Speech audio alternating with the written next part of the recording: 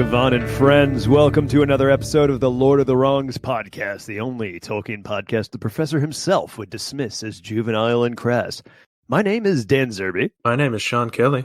And together we'll be discussing the writings, adaptation, news, games, and everything else regarding J.R.R. Tolkien's Legendarium in a way he probably wouldn't love. Welcome to Season 2. We did it, Sean. We got to Season 2. We finally started doing it. Yeah, we took a little break there. We sure did. Yeah, well earned, I'd add. Yeah, I'd say so. We're toiling away behind these microphones. I mean, we've put at least. How long were we preparing for this episode? 20 minutes? Yeah, maybe 30. I think it was close to 30. We should be generous. It might have been a little more than that, but in case the listener hadn't noticed, or if you're listening to this later, we are releasing this on Valentine's Day. We sure are. Happy Valentine's Day. Yeah, happy Valentine's Day. Yeah, whether you like cheap chocolate or you're a hardcore Catholic celebrating the martyrdom of Saint Valentine, we welcome you to our podcast. Yeah, all sorts of walks of love and life and laughter and that's love. Right. That's right. Yeah. Yeah. So, since we're here and in the mood, do you want to in the mood for what? Love. Don't you love shuffling into the correction corner and staring in penance? To prostrate myself in penance for my problematic ponderings. Yeah, there you go. I was waiting for the last P. I know. Yeah, I was like, God, I better have a word for this. I better have a P word for this. I already committed to it. Especially since it was you, I believe, who made a claim at the end of last season. It was Christmas themed, if I remember. It was Christmas themed, and it was even arguably dumber. It's was it Christmas themed? In that I claimed it was Christmas theme. In that I claimed that J.R.R. Tolkien's favorite Christmas carol was "Rock and Roll Hoochie Coo" by Rick Derringer. That was a mistake. I was wrong. I think we've gone back to our roots of making another sort of temporal error here. Yeah, because the thing about that was Johnny Winter's cover of Rock and Roll Hoochie Coo is actually his favorite version of that song, so that's where the mistake was made. Oh yeah, one of those classic covers that somebody performs a couple decades earlier than the original. sort of a la Back to the Future. Exactly. I invented Chuck Berry. Okay, let's not dig our hole any deeper. Yeah. Let's move on. Do we have any Valentine's themed things, Sean? Yeah, I know we do. It's just Yeah, no, you're just teeing it up. Well, yeah, that's right. Let me just knock this out of the park. Okay. And by saying, happy Valentine's, Zerby, do you have a card for me? I actually have several cards for you. That's that classic. On every holiday, I go to people I know and love and say, "Hey, do you have a card for me?" Yeah, what do you got for me? I assume you're celebrating, so does it have money in it? Maybe some chocolates. Yeah, I got you a bottle of Sauvage. It's the cologne Johnny Depp uses, and it's super cool way to smell. So, yeah, that does sound like a cool way to smell, Zerb. Yeah, Sauvage. So I do have some cards. Yeah, I could share for you. We came up with a couple of fun Tolkien themed Valentine's Day cards. Yeah. Although I will say, despite how Catholic the professor was, none of mine are particularly true to Valentine's Day exactly. They're all Legendarium related. I'll admit it now. Yeah. Mine are definitely, they're all kind of dumb, but all right, you go ahead. You came up with this one. I did come up with this one. So the outside of the card, the first one says, "My heart burns for you." And then when you open it up, it says, "Like a Silmaril in Morgoth's hand." Oh, Yeah, passion, yeah. passion. It's cheesy like a Valentine's Day card should I be, mean, but yeah, also kind of hardcore. yeah. Well, that's if I am nothing if not cheesy and hardcore. I have one for an elf to give to another elf. Oh, that's nice. Yeah, on the outside it says "Love you until the end of time," and then on the inside it says literally. Yeah, I like it. It's a good one. Yeah, yeah. All right, I got one. Be Minds of Memoria. I guess that one goes on like one of those chalky little hearts. Oh yeah, yeah, Yeah. yeah. The tiny like candy that everybody's like. Oh I my mean, you God. could eat it, I guess. You can, but Technically. just don't. I mean, listen, I don't want to offend anybody who's listening to this who happens to really love those candies, but from my personal point of view, It's like a gross, hard Necco dude. wafer. Oh my God, they're disgusting. I mean, they're just awful. Even as a child, I didn't think they were very good. Here I got one. This one's a sort of a specific reference. I could stare into your eyes forever, but on the inside, but I'll settle for a year. Is that Yeah, thing called that's a thing a called million? Melon reference. Yeah. We'll explain that in a I couple was to minutes. say, I was gonna say you've kind of explained that before, I think, in the Elf Yeah, episode, but we'll briefly. touch on it again. That was last season. This is a new season. Let's see. Oh, I got For another sure. dwarf. I got another dwarf themed one for you. Yeah, let's hear it. I'm Kaza doomed to love you. Oh, Yeah. the wordplay. It's just it's cheap and Awful. and lovely. It's just terrible, which is good because actually that leaves my dumbest one for last. So, do you have any more? Yeah, I got one more. All right. So on the outside, it's "You're the Samwise to my Frodo," and on the inside Oh it yeah. says, "Not giving you my ring." I like it. I like it. It sets boundaries, but it still expresses affection. It's perfect. Yeah, it's Yeah. like A healthy this boundary. is for like within the second year of our relationship. Right. Yeah. Yeah. You gotta, that can't be right away. That would be going way too fast. Yeah. But then, later you might be considering it. They can't be 5 years in either, because then that's its own kind of issue. Yeah, that that's you're just bringing me. up. Yeah. All right. What's your final one? The final one on the outside of the card says, "I'm falling for you," and on the inside it says, "Like the ancient city of Gondolin." Oh, that also fell. Get it? Because the fall of Gondolin. Yeah. You could. I mean, it could also be like a "I'm falling for you." Like Gollum on the inside. Or no, I was gonna say, brushed underneath the waves of your love, like Numenor. just like it was like, whoa, okay, that's intense, man. Your love is like the pillowy abyss of the ocean, surrounding and drowning Numenor. That one was just off the top of my head. Damn it! I should have put more work into these. Yeah, But how many minutes are we going to spend on this one bit is also another fair question. No more. Yeah, I mean, we're out. So yeah. So we wanted to in this episode. So we've talked a number of times, and honestly, whined about the elf dwarf romance in The Hobbit. Yeah. And we're not really going to Peter Jackson's Hobbit trilogy. Yeah, to be more specific. Yeah. Yes. And we're not going to talk more about that now, but we kind of wanted to cover why that was sort of an outrage to a lot of fans at the time, because for sure. Personally, I've mellowed on it, even though I still think it's awful and stupid, but I'm not as furious. I'm not furious about it any longer. The pain fades with time, but yes, it does.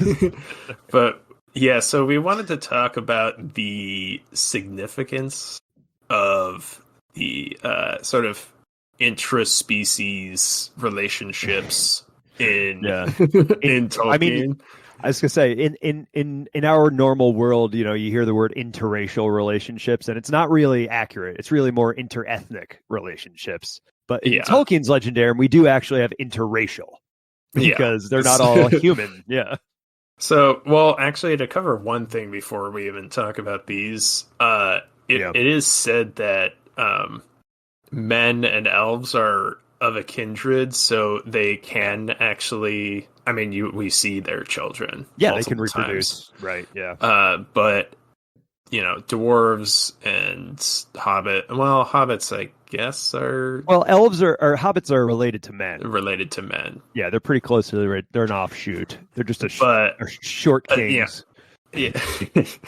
Yeah, just a sort of a breeding program of short kings. But it's basically elves and men are the only sort of race, inter-race relationship that would work physically in Tolkien's world. Otherwise it's like a dog and a fox trying to breed or something, yeah, it's just not gonna take. Actually, that's a bad example because very recently in Brazil there was found to be a fox. I forgot about this when I just said that. There was found to be a fox dog hybrid, but that's an extreme anomaly. That's crazy. Weird reference, and a weird that about that, but even weirder, I know that and I pay attention to this sort of thing because that's it's something my great-grandfather tried to do, was breed foxes and dogs together. And spoiler, it didn't fucking work. I don't have a family fortune based on interspecies breeding. I don't even know what to really... Don't say anything. I don't want you to say anything. Okay, moving on. So, all right. So let's get into the relationships and their sort of significance. Yeah, we could go chronologically for I think that makes sense. Yeah, elves and men, at least. Indeed. So, well, actually, they're all literally men and she elves. Yeah, I don't. Yeah, there's no. Yeah, it's just all the elf-human relationships. Yeah, just some good. There's one we don't know about because if you know of another one to prove us wrong, please send us an email from Lord of the Wrongs podcast at gmail.com. Yeah, please do. I feel like it would be an unpublished thing. Yeah, it would be in some weird unfinished tale or something. But from what we understand and know, there have only been 3. 3 big ones. Yeah, and we'll mention two other not quite the same. It's not really quite the same thing, but there's 3 big ones. Yeah.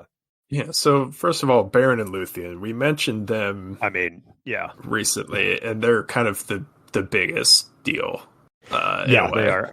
I mean, Beren and Luthien are. I mean, those names are carved on Edith and J.R.R. Tolkien's gravestones, so it's the one closest to Tolkien's heart. Pretty significant. Is very inspired by his romance with his own wife. And we did talk about their sort of journey previously. I don't even remember which episode, but it was a Silmaril episode. We went into it a little bit, but not all the way, and we can't go into it all the way here either. It's too important a story to gloss over completely. Suffice to say, Beren jumps through a lot of hoops to be able to marry Luthien. If you didn't hear that episode, Beren is a man, Luthien is an elf maiden, and the most beautiful elf to ever be. I guess most beautiful child of Iluvatar. Right. The most beautiful creature to ever live. Never live on Arda. And which, Arwen was said to be a vision of her, so that gives you an idea of what a smoke show she was. Damn, I was going to say smoke show, But so they basically, Beren was able to convince her father to let them wed, and then he was able to convince the gods basically to let them continue to be together after death. So they it's kind of weird. It's one of the things I never fully comprehended exactly. It's so they die but they come back. Did they live? I think people? I think he was allowed to come back because of services rendered. Yeah. And what he then was willing live to do because they didn't through really, love. spoiler for their story, he dies, Yeah. and they end up going to the halls of Mendos together, which is Yeah. the House of the Dead, basically. And Yeah. Where you go to be judged when your body has died. and Mandos I think he was moved by their love and his Yeah. actions, deeds, and everything, both of their deeds, and Yeah. they were allowed to, basically they returned to Middle Earth and just hung out in this sort of remote realm where, like, I think he says mortals never saw them again. Yeah, I think that's true. Yeah. But they did have a daughter, You sure Dior. did. Yeah. Or no, son? Son is Dior, yeah. Son. Wait, did they have a daughter too? Jesus. We're so well prepared, you guys. Yeah, I didn't intend on getting this this into it, but I was gonna say, yeah, we were planning on glossing over a little bit more, but now we really got to make sure we find that. well, anyway, so Dior ends up being important later. But that's sort of the first. Yeah, son. They had a son, Dior. Yeah, The son was Dior, and then didn't they have a? No, they had a granddaughter. Oh, I guess. God, it's Dior's so hard to daughter, keep all of their lineages Yeah. correct. But okay, so the son was Dior. Yes. And their daughter and their granddaughter that was referred to as Elwing. We'll get into her in a moment. Yeah. So, there's this whole theme in Tolkien of the ennoblement of men. Yeah.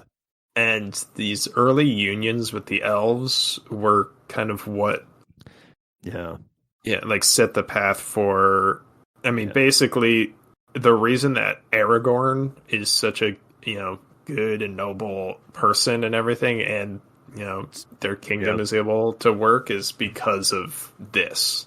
Right. Yeah. It's because the mixing of melves and elves and men. Just like, it's, elves are, better than men. So like, I mean, they have a different fate, but in a lot of ways you could argue elves are better than men. So it's, it's like when you date somebody way out of your league, you get into places you might not otherwise be able to get into. You sort of rise to the occasion, and then they dump you or whatever, and then maybe it sticks. Hopefully you still have the confidence to go out there and it's all about confidence. Live your life.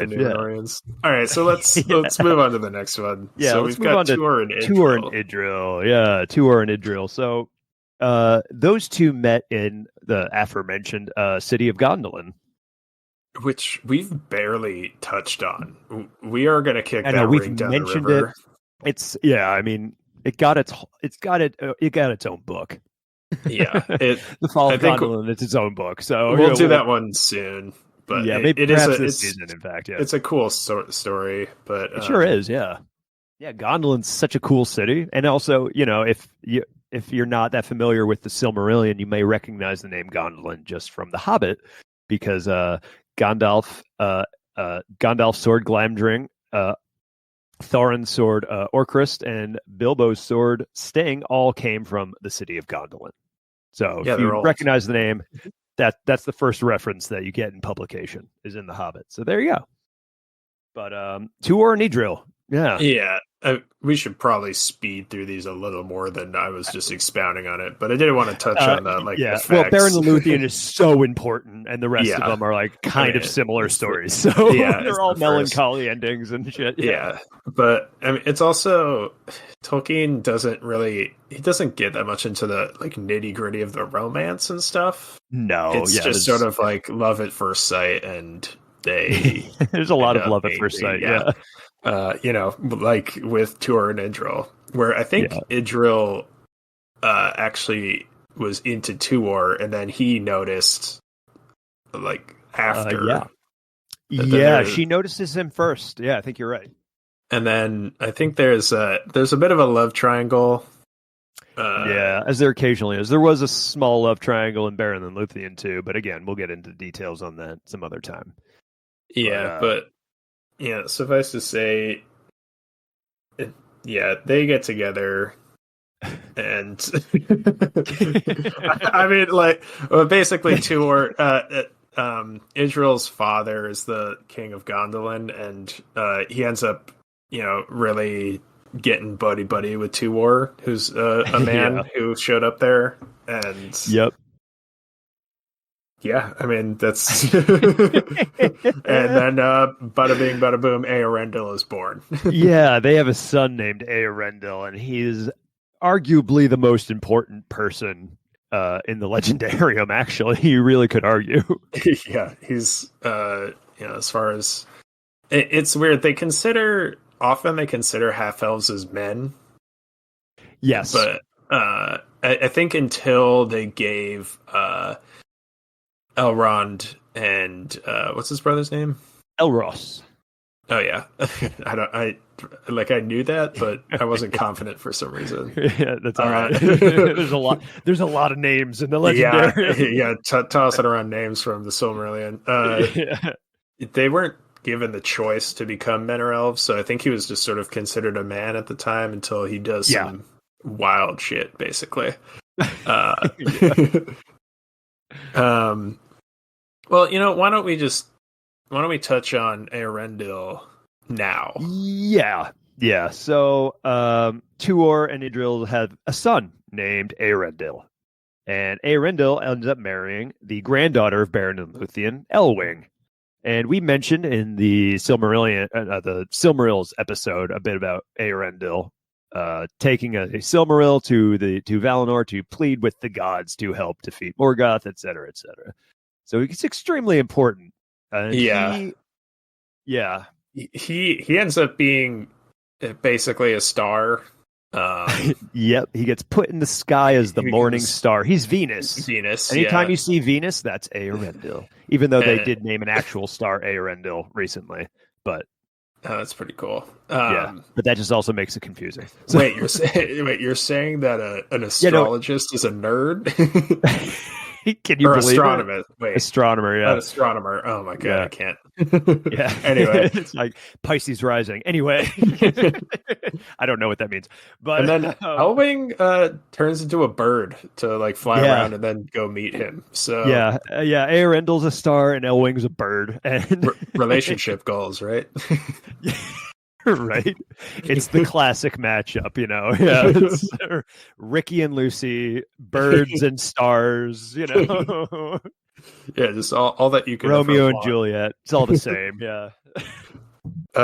Yeah. So they, their children are Elrond and Elros, who end up becoming great leaders in their own right. So all of these early Elrond, you probably know, and Elros was the first king of Numenor, which you might already also know. Yeah, but I mean, you might know all of this or none of it. Important. He lived for 400 years. Or something. Yeah, he got a pretty good lifespan for a supposed mortal. Yeah, but they. So I mean, all this stuff is really just. It's there to. I mean, their bloodline is just so pivotal to the story, and that's sort of the long term effect of these relationships, right? Yeah. It's like two separate elfin, half elfin bloodlines kind of came together, right? Yeah. To create these, As we know, the Númenóreans become the best version of men until they, fuck it up. Partially their fault, not entirely their fault.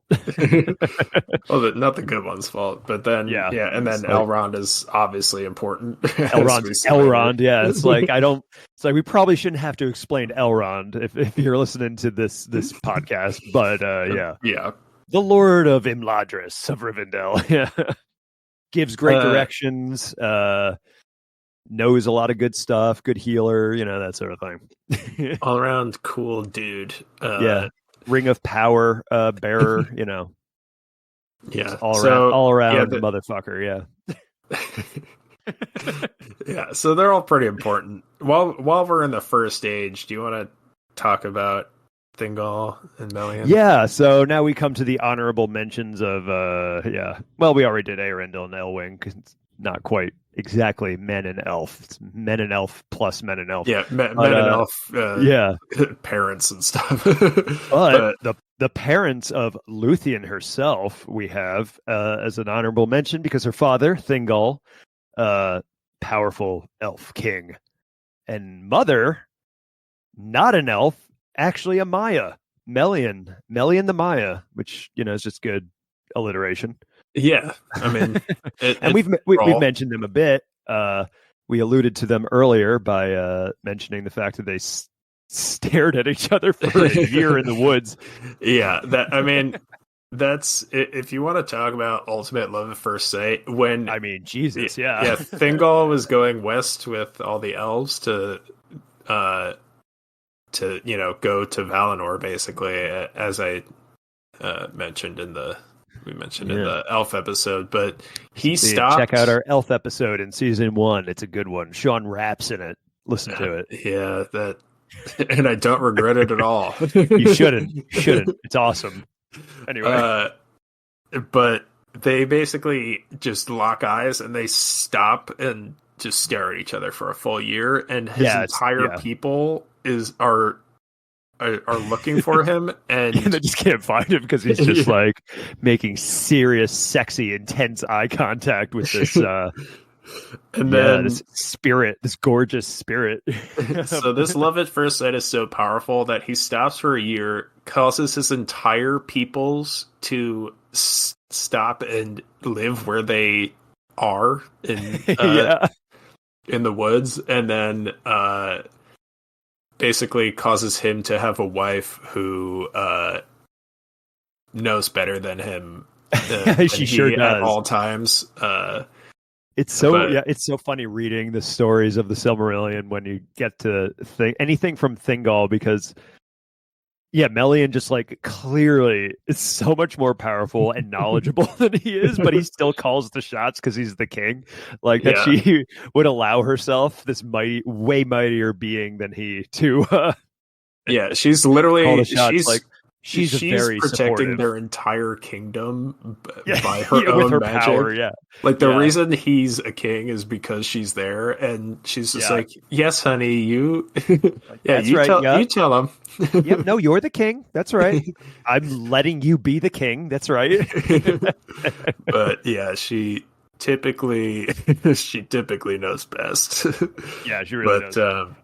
So and then obviously their daughter is Luthien, Luthien, and that just adds to the ennoblement. I mean, Aragorn, and Arwen are both descendants of Beren and Luthien, and they both have, they're very distantly related. Just to be clear, I think someone did the math, and I believe they are 1/64th, where they're 64th cousins. Which, by the way, in many times removed. Many times removed. So, and for context, in real life, a person that you have the least amount of genetic material in common with is still going to be your 14th, I believe, cousin. Like all human beings are at least 14th cousins minimum, or at the most. That's what happens when somebody is still alive from thousands of years ago. Yeah, right. Exactly. Yeah. So don't get skeeved out by this. It's not a problem. It's not. Just because let the man marry his hot aunt. But she's so hot. She's so hot. Point being that they do have some fraction of Mayan blood. I don't know. Mayan, yeah. But by the way, that the fact that Luthien is half Maya, and that Aragorn eventually be like the hands of the king are the hands of the healer from Lord of the Rings. Like the reason is because of that. Luthien heals Beren because is able to heal Beren from his wounds in a way that an elf, just an elf, would not be able to do. So it's that descended. Those qualities descended down all the way to Aragorn, which is why he was a healer as well as a king. Yeah. Wow. Yeah. I never thought of that, but it makes sense. So while we're talking about them, I was gonna say, as we said before we started recording, we're already 30 minutes in, so we gotta move this along a little bit. But we do have an honorable mention for not interracial relationships, but just a beautiful romance. Samwise Gamgee and Rosie Cotton. Yeah, just adorable. It's very sweet. Yeah, it's just like that hominess of hobbits. It's because Samwise is effectively the hero of Lord of the Rings. I would argue that romance is a very important one. No, I think it is. It's all it. I think it puts that stuff into context as well. Yeah. That's the story. It like that they can come back and small people can have great love too. Yeah. I think it also sort of highlights the difference between Frodo and Sam's experience on the journey. Oh, yeah. I mean, Frodo is effectively destroyed by his mission. Yeah. And Sam is given more hope and for the future. And Yeah. So that's why Frodo was able to sail off to the land of the incels, because he never oh man. He never found love. Had nothing to do with being stabbed by a Nazgul or having his finger bitten off or losing the ring that had so much power over him. Or Shelob came into context. Shelob, yeah. It's like Sam doesn't even get fucking stabbed at any point. Frodo takes such a physical and mental beating on that. Yeah, and Sam's just like, come on, Master Frodo. I gotta get back home to my wife. Yeah, I'm gonna get home to this cute chick that I always wanted to marry. Yeah. Frodo, you've given me the confidence to make a move. You're the best wingman ever, and he's just like, okay, no, that's great, Sam. I'm happy for you. I'm in chronic pain all the time, staring pensively and broodingly out the window. Like, yes, Sam, like, that's like, great. I'm glad I did what I did, but it also ruined my life. Speaking of Sam and Frodo. Oh wait, no, never mind. We're saving that for a little later. Sorry, that's a little thing for you guys to be excited for. Well, basically, the last human alpha relationship, as we mentioned, is Aragorn and Arwen. Yes. And if you want to find out more about that, just read the appendices. I mean, there's a whole. Yeah, there's a whole. I mean, yeah, Arwen barely says anything in Lord of the Rings. Only at the very end of the book does she have a single line. But yeah, in the like Sean said, in the appendices, you get a little more detail on Aragorn and Arwen. Is just in a different. I mean, it could have been its own. I mean, it could have been its own like like they could have done a whole adaptation of like a whole movie of just the story of Aragorn and Arwen. Really, yeah. Even though it's about a few paragraphs, couple pages, I think, worth of actual story, but still. Yeah, no, it is actually a sweet. That's probably the most romantic detail we get in the Legendarium, and it is a sweet story. Yeah, it really is. Yeah, he basically ends up marrying his foster sister. Yeah. Yeah. Again, removed like 64 times. Removed many times, and also she's a cougar, but she's definitely not. Anyway. Yeah. Yeah, so with that, yeah, on that we've got a Batman of the West. Yeah, Batman of the West. This time we've got a fake sponsor coming to us from Edible Arrangements. Oh wow! Yeah, Tell us more, Sean. Want to say I love you to someone special in your life? Send a basket of fruit on sticks across the dangerous wilds of Middle Earth to let them know that you're thinking of them. It's just, I mean, yeah. Is I there mean, a more romantic thing than a pineapple cut into a heart? they don't I have don't pineapples. fucking think so. Well, what? No, Jesus Christ, Sean. It's yes and. That's how you improv. There's yes no pineapples. There's probably no melons. It's just apples strawberries. There are and strawberries in Middle Earth. strawberries. We know that. It's just At least apples and wild ones. strawberries. Yeah.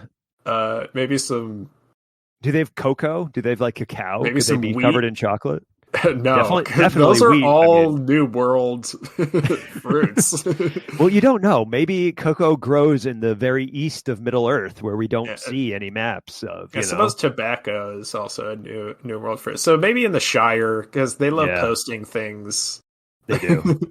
Well, tobacco comes from Numenor anyway, so. Oh yeah, true. They just didn't use it to. They weren't smoking it, but maybe the Numenorians just have a whole bountiful basket of weird and strange fruits. To be fair, yeah, if anybody had it, it probably would be the Numenorians. They brought it back. And we wouldn't. Yeah, and we wouldn't necessarily known about all of them since spoiler alert, for it gets it gets thrown under the ocean. Yeah. Also, Tolkien famously spoke a lot about food and and the nitty gritty in Lord of the Rings. So anyway, edible arrangements. Yeah. Sorry for no budding you. Anyway, so yeah, let's move on to no but. Instead of yes and, it's no but. Yeah. You mentioned Frodo and Sam. We're going to talk about some of the best bromances in the Legendarium. And there are so many more bromances than romances in the Legendarium. Yeah. I think it's a soldiering thing or something. Who knows? I think that does have a bit to do with it. Yeah. Also, the fact that there are way more male characters and they're much more prevalent. Yeah. I mean, The Hobbit has literally no female characters. The Lord of the Rings has 3. Really? No. Yeah, Eowyn's the only one who does anything. Yeah, Eowyn, Galadriel, and Arwen are the. Not that they're not awesome characters, but there's Yorith. I mean, the Yorith, the wise woman in the in the Houses of Healing. Oh yeah, she didn't make it into the movies. Yeah, she is a fun character though. Actually, I do. I like her. Yeah, she's very funny. Yeah. But anyway, Frodo and Sam. It's a great bromance. It is one of the most beautiful bromances. They hold hands. They kiss. There's always. I mean, it's like just like me and all my bros. I mean, but when you go through what Sam and Frodo go through and are there for each other, like they're there for each other, I think it's a lot easier to show physical affection as well. Yeah, I mean, what is that? Is that trauma bonding? Is that? Yeah. I mean, I mean, what is trauma bonding? Because before, they were friends, but they were also Sam works for Frodo. It's like Frodo is his boss. They are friends, but there is this professional separation. There's a servile sort of component to their relationship, for sure. Even though they are true friends, there is still this dynamic for sure. Yeah, he's still the Batman, but wait, that's like a not he's not the Batman. It's like, well, really, it's like Frodo's really the Batman and Sam's the Robin. No, but Sam's the sidekick, but he's a World War I Batman. Yeah, that's right, which is a significantly more badass, I would argue. You don't see Batman fighting in the trenches. But, no, you do not. Yeah, he's always hiding in the shadows. Is Batman a coward? I don't know. But that's a topic for an entirely different podcast. Yeah, I was going to say. Yeah, we can't be making swings like that. But remember, send your hate mail to lordofthewrongspodcast@gmail.com. Yeah, please. I thrive on it. Send us your hate. We love your hate. So in in the Fellowship still. We've got a Yeah, couple other good bromances. I mean, really, the greatest bromances, arguably. yeah, Legolas and Gimli. It's I mean, just Legolas and Gimli is the most impressive bromance because they are overcoming thousands of years of uh, resentment and resentment and racism ill and will and yeah, yeah, all this it's rough like stuff. yeah, some the elves and the dwarves have a tumultuous relationship over the Yeah, years, to shall say we the say? least. So there's a But little bit of I mean, hostility between the two, which they makes end their up going relationship all the on. more beautiful. Yeah, they end up going on road trips together. They end up, uh, Yeah. meeting each other's parents, probably. I mean, to be fair, Gimli, Gimli's dad is also at the Council of Elrond, so Legolas would have met him before they were Yeah, actually again, friends. So, but yeah, yeah, but like they yeah, didn't properly introduce. yeah. It's like, oh, so this is this is Legolas that I've been Do you hearing so think it much was? about. Yeah. Do you think it would have been awkward for Gimli to meet Thranduil? Be like, yeah. So remember when you locked my old man up for no reason? Yeah, definitely. Like, definitely Yeah, a little awkward. both parents, both fathers, at least that we know of, are Yeah, probably like it was going to be a tough ask to get either one of them to meet the other's parents. yeah. It was They're always going to a be in couple a of hard slightly ass dads. uncomfortable. Yeah, it's going to be a little uncomfortable for sure, but It's like, that's all yeah, in the past. get my son home by 11 o'clock, or else you might end up back in those dungeons. Yeah. uh, But I think but one of my favorite, I mean, we have a lot of bromances to talk about, but I will say one of the things I love that I think most people who have perhaps only seen the movies know or probably don't know about Legolas and Gimli. And you read about this in the appendices that after the War of the Ring, Legolas goes with Gimli to the Glittering Caves. Gimli goes with Legolas to explore Fangorn. And then eventually, Legolas does make plans to go to Valinor, to go to the Undying Lands, as elves are wont to do. And their friendship is so beautiful, and Gimli is such a great person that he gets to also go to Valinor with his friend, which is crazy because he's the only dwarf that ever gets to go. Yeah, can you imagine? I mean, being the only dwarf in Valinor. Yeah, and it is said that Galadriel also made that happen. Yeah, I mean, because she Gimli had, loves Galadriel. Yeah, he loves her, and in a wholesome way, though. That's the other thing. Him. Yeah, she's like, well, that's the thing. It's he so worships her. He has such reverence for her. Yeah, it's not like a lustful sort of thing so much as he's just like, oh, she's like beautiful. Truly, she's a perfect being, that sort of thing. Yeah, it's bordering on like religious zeal. Almost. Yeah. What's the Gen Z slang for that? Simp. Is that right? Yeah. Oh my god. Is that right? He is. Yeah, he's a simp for Galadriel simp. Yeah. Yeah. I know what the young people are doing. Yeah. Hey, great job, Zerby, and I'm just gonna pat you on the head for that one. I'm in touch. Speaking of Gen Z, Merry and Pippin also great bromance. Great bromance. I mean, yeah, great friendship, great bromance. I mean, I think one of my favorite parts of their friendship is definitely when the Battle of the Pelennor Fields is ended and Pippin just goes out to just looking for Merry and finds him just almost dead on the Pelennor. Yeah, it's touching. It is. It's just a nice thing. It's like everybody kind of forgot about Merry, even though he was instrumental to killing the Witch King. Yeah, Eowyn may have been the killing's blow, but he gets the assist for sure. Yeah, he teed him up. But I mean, they have that friendship that you can like. It's very clearly. Like they've been friends forever. Their lives, their whole lives, yeah.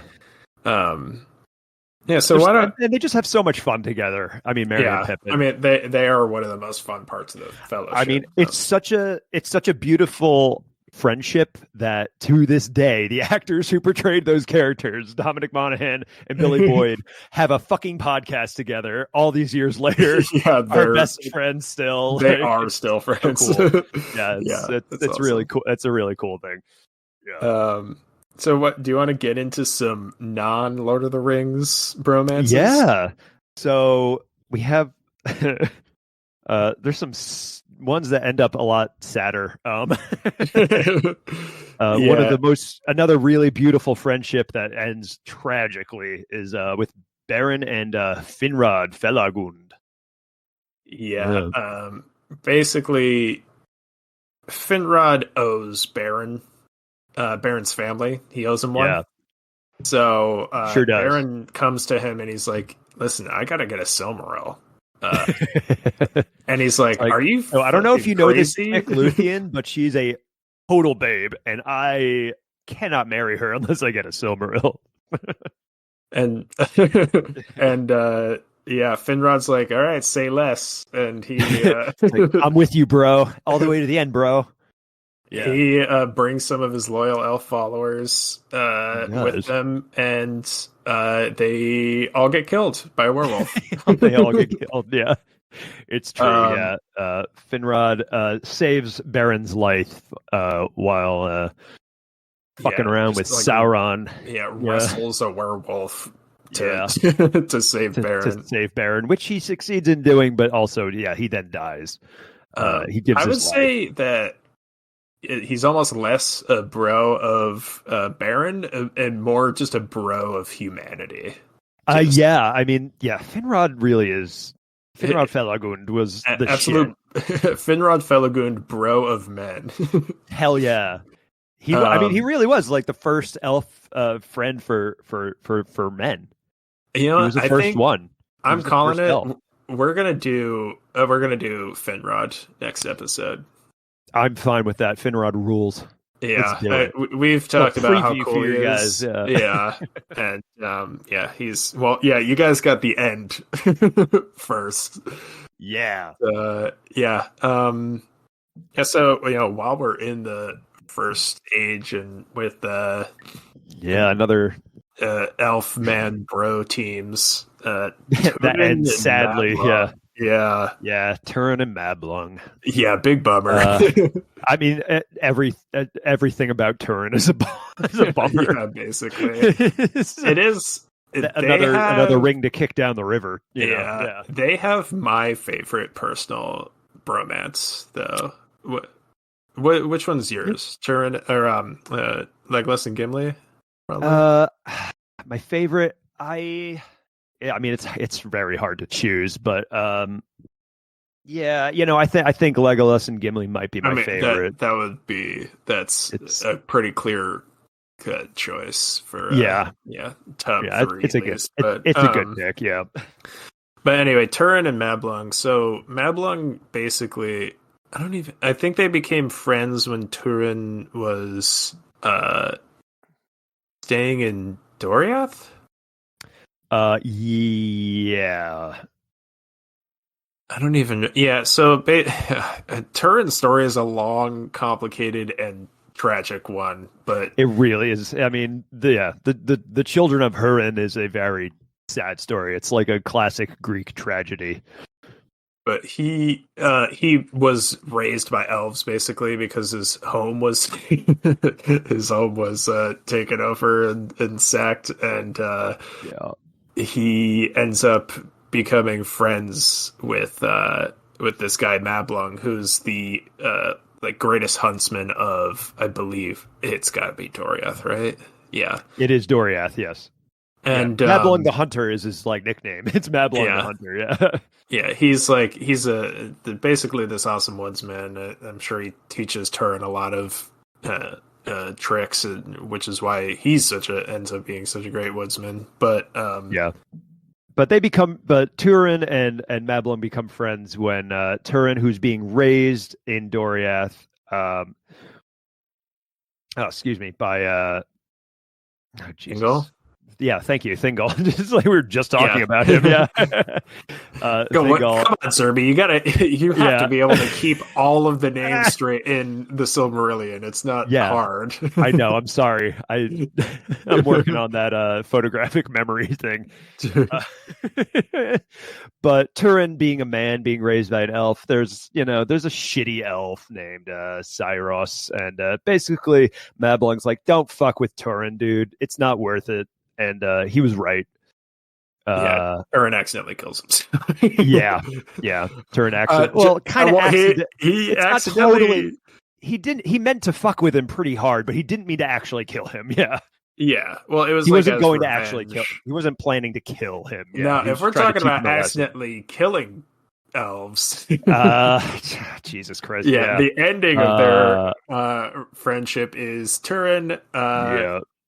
Mablung basically rescues Turin from orcs in the dark, and Turin wakes up and just stabs him. Yeah, just with his own sword. His own sword. Yeah, it's his own talking evil sword, which we will. Yeah.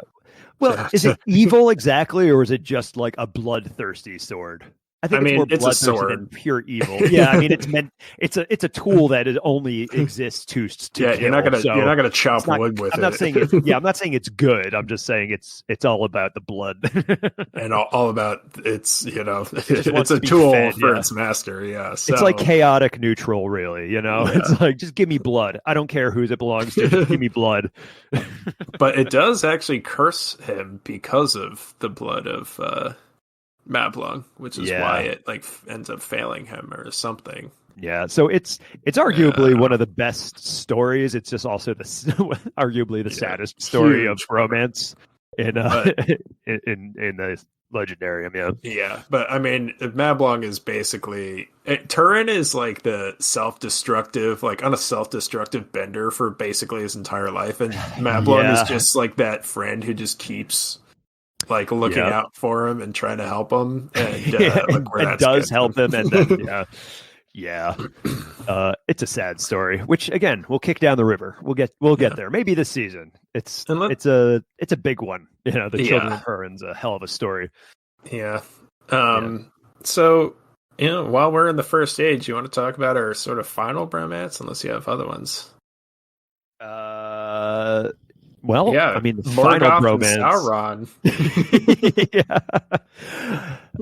Arguably the ultimate of evil bromances.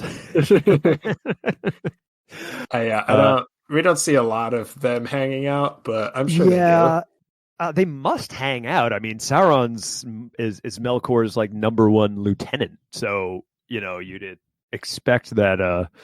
They probably chill every now and then. Yeah, right. What do you think? Morgoth's just sitting there staring out at the world in his hellish fortress, and just not they gotta play Pachisi or something at least. I was gonna say it's they probably they gotta be playing gin or something, just hanging out. Because even the Dark Lords have downtime. When you're in a 300-year siege or whatever, you should probably figure out something to keep you occupied. Yeah, sieges were arguably terrifying and boring all at the same time. So especially ones that lasted many millennia. So I mean, I can imagine them playing Madden, smoking weed. I don't know. just Morgoth and Sauron just taking turns ripping bong and playing Mario Kart in Angband, or Mario Party, and then getting pissed off at each other. That's what Sauron stole Morgoth's stars, and he's like, you know what? Go to the Tower of Werewolves. Get out of here. It's you son of a bitch. No one steals my stars. He's like, I'm gonna play Mario Party with this bat now. Ringwatail or whatever his name was. I don't know.